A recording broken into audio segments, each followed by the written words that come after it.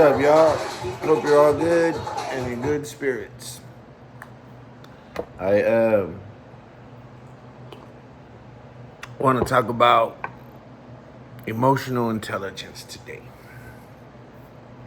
So, I see people, wondering why. Well, let's put it like this. I hear Raza say that a lot of times we don't get ahead because we're Raza. And a big part of who I am is calling out systemic racism against people of color. Um, so I do believe in discrimination, and I do believe in that racism still exists.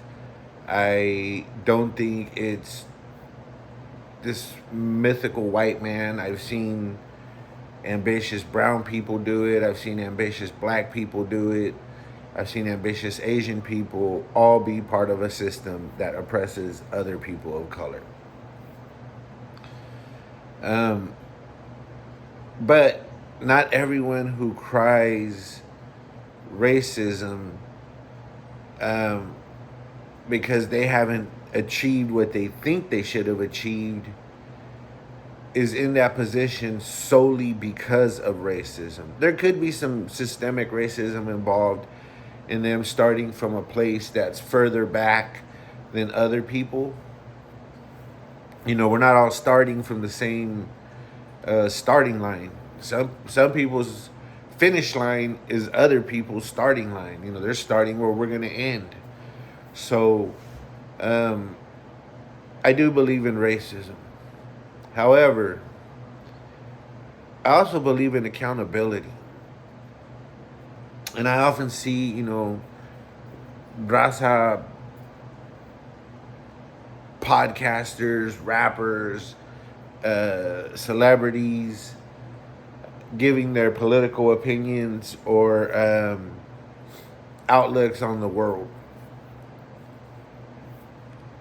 In a certain segment, people who've been in trouble when they were young, people who were formerly incarcerated. Um, I hear a lot of those grievances, but they're not viewed through the same lens that I see them. They're viewed through a lens that is more external than internal. They're looking out. I'm trying to look in. And sometimes you got to look out. And in looking out, this is what I think is part of the reason they're held back. I think it's a low emotional intelligence. Emotional intelligence is the foundation is on self-awareness. You realize what feelings you're going through. You realize why you have them. You critically think about yourself, and you think about why you're having these thoughts. You don't just have thoughts. You think about why you're having them. And so self-awareness is kind of the foundation. And in having that, you develop empathy and other pillars of a high emotional quotient. Now, I've had a psychiatrist, I think it was, or a psychologist. It might have been a psychologist, because I used to talk to one like on a regular basis. And he was saying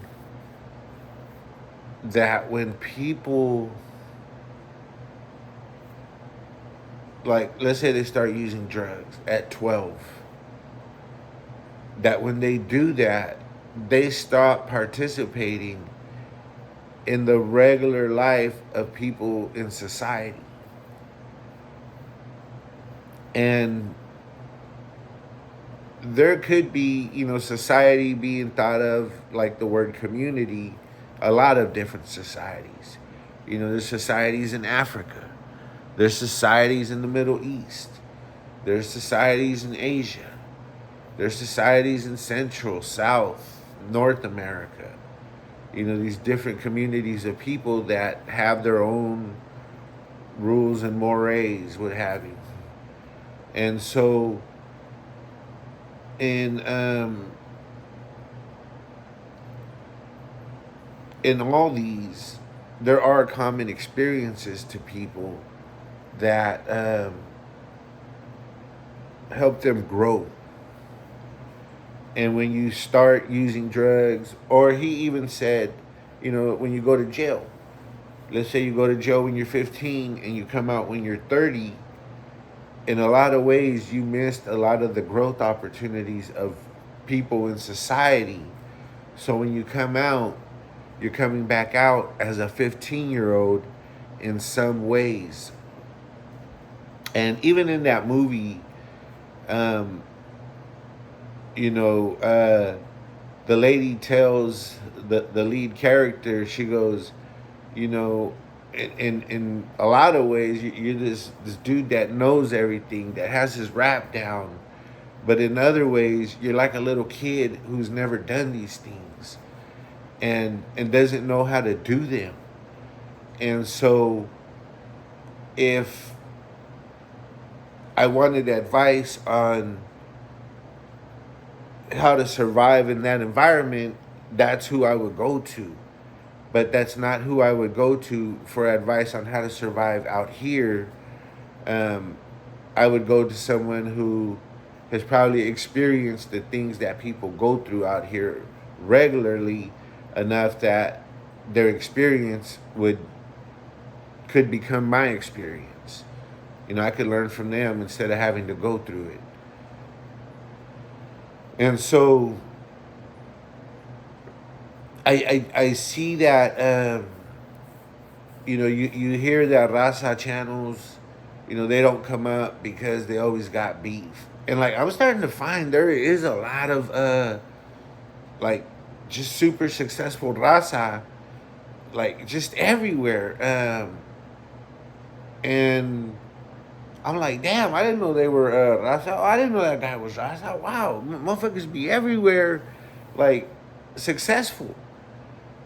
And you could be actually, you could have a high intelligence quotient, and if you have a low emotional quotient, you're not going to be as successful as someone who is less intelligent than you, but with a higher emotional quotient.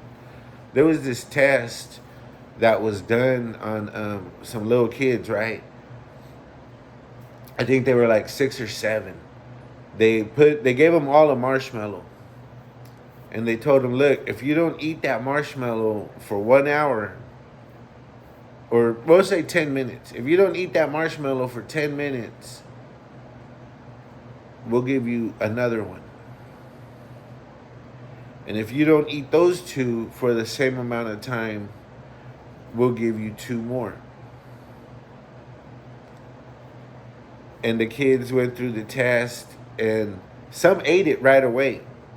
Others were able to wait. Fast forward 14 years, you know, they took the SAT scores from both and other performance metrics and found that the kids who were able to not eat the marshmallow right away but had the discipline, control of their emotions to wait, their scores were 20% higher on average than the other group. And so the more you can control your emotions while still allowing yourself to feel them, you actually learn to use them to your advantage. You use them to propel you to grow, not to regress into you know. So that's what some folks do. You know, like I could go back to this, which you've stated is a regression for you. So you use your emotions to lift you up and help you grow, and you have to know why you feel something. So here's an example, I think a clear one. I would go to meetings and somebody would say something innovative, clever, informative, something valuable. They would share something valuable. And oftentimes people's hands would go up to ask a question or to follow up with another comment, what have you. And I could sit there and see who was asking a question so that they could look smart. And who was asking a question because they had genuine curiosity or they thought their comment would contribute to the conversation. And the ones who would ask to make themselves look smart, the more intelligent folks in the rooms, they might roll their eyes like, here we go, wasting time so that this person can feel like they're smart. And so that's a low emotional intelligence because they're not looking at themselves and asking, why am I asking this? Is it for me to look smart? In which case, smarter people will see through that and see that I'm trying to satisfy my need at the expense of the group. Or because it's valuable to the group. They can take what I said and do something with it. That is a benefit to them. The other day, I saw someone on this this video. We'll call it a video. And he tells this journalist, well, I'm here because not a lot of people from where I come from have the capacity, or I don't even know if you say capacity, are able to come here and talk to you on a professional level. And the guy says, well, I'm glad you're one of them and you're here. Tell me about yourself. And then he proceeded to use slang. I won't use the ones he used, but let's just say it as an example. Well, I woke up and I looked for my tramaos. And once I put on my tramaos, my calcos were kind of dusty. So I cleaned them off. But, fuck Biden, Holmes. And the way the journalist was looking at him, I thought, like, there was like this glee in listening. And I thought, are you there to entertain or have a professional conversation? Because if you're self-aware,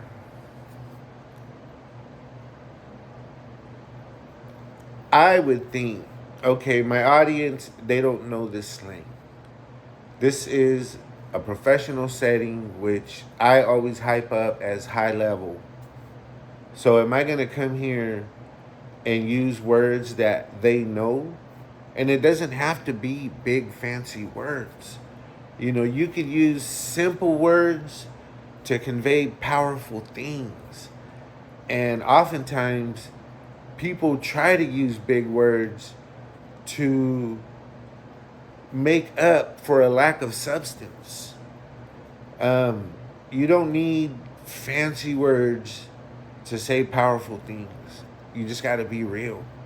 And if you're doing it to make yourself seem smart, you're not being real. And you're not aware of how you're coming off to others. When I saw that, I thought, you just disproved to me that you do have the ability to have a professional conversation. because you used words that you know how to say in the language that your audience is used to. Are you there to be a cheech or a creeper cholo for entertainment? Or are you there because your views matter and you think they want to hear them? See, there's a difference there. And I think emotional intelligence factors into all that. I've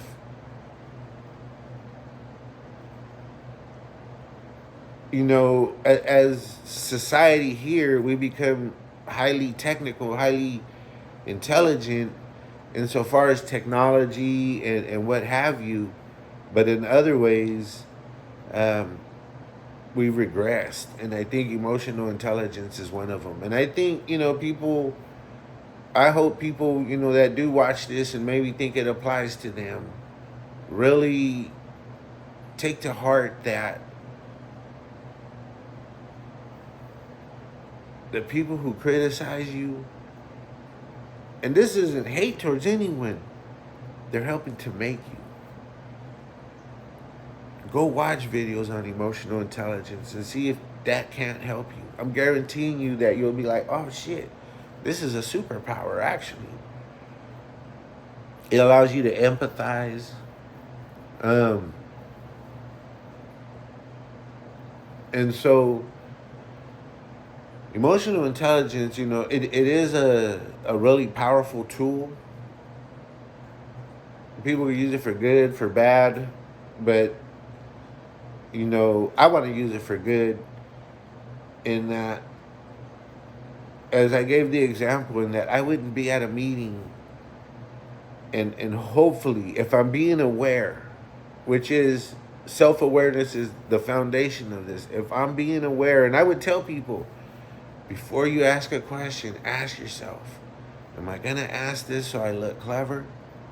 Or because I'm genuinely curious, or I think it will add to the conversation. It's valuable contribution. And people can lie to themselves to think what they're saying is a valuable contribution, or that it is a gem somehow, that they need to say it. But I do see a lot of people, and these aren't like, if it seems like I'm a lot of times I'm talking to the raza, but I should say that, I see these same behaviors from people who all went to universities and got post-bachelor's education on top of the 4-year education. Also demonstrate a lot of emotional immaturity or a low intelligence. And now that I think about it, where I'm at, they actually offer the course. It's paid for me to take it, and I haven't. But I kind of already knew about it. I was being a pinche know-it-all, and so maybe I should just take the course to see what's in there. I just take it during work time. That's what they want me to do, right? So, um, so yeah, that's something to look into, man. Emotional intelligence.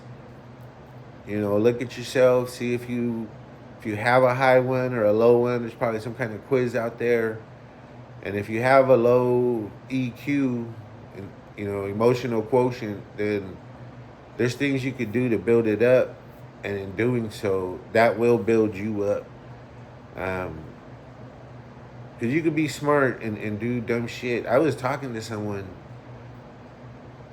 and like I was blown away because this person is smart, but they could not think past 2 hours from now. Like they were just so living in the moment, they could not think past 2 hours from now, and it was crazy to see like someone's emotions just wholly consume them. That they went from making bad situations into worse situations into worse situations. And it's like you're holding them, stop, man, your emotions are killing you. And it just kept getting worse and worse. And like, damn. Um, and so, yeah, that's it. Otherwise, I keep rambling. But there is a lot of studies, too, you could look at about how, just a higher emotional quotient, EQ, like IQ, will help you be more successful in life. Check it out, look into it. Have a good one.